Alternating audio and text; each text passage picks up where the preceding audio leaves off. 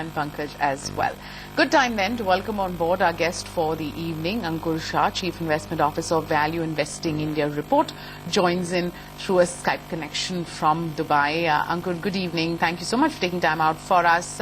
Let's talk about the market. Right now, how are you poised towards this market? And, how far out are you invested? Are these levels looking comfortable to you to maybe buy some more? I'm currently fully invested. I think that's very tough to time a market correction, and we're basically in the late stages of a global bull market. So I think it's very costly in terms of underperformance to stay in cash currently. Ankur, financials is one space which you look at very closely. If one were to dissect between the private banks, both corporate and retail, NBFCs which are no longer cheap, or even some of the smaller NBFCs / asset managers or brokerage stocks, how are you looking at this entire space, which is getting increasingly very hot in the market? I think it's quite bullish. If you look at what the RBI activities on hold in terms of interest rates, inflation is quite moderate, and I think in terms of the NBFCs in particular, I think the housing finance companies are quite attractive. You have a big push by the RBI now to support further loan growth by reducing the risk weightage for housing loans. And I think also you have a potential resolution of the NPA cycle with the RBI taking kind of more active steps.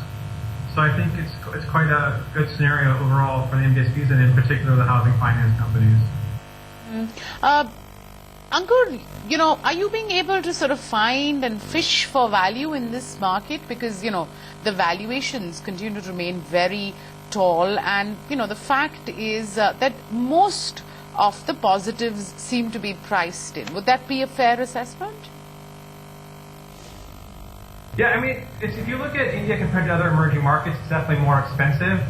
But I think you got to look at it in context of the returns on capital that are much higher in India, and also a better overall growth story, and I think potentially higher earnings.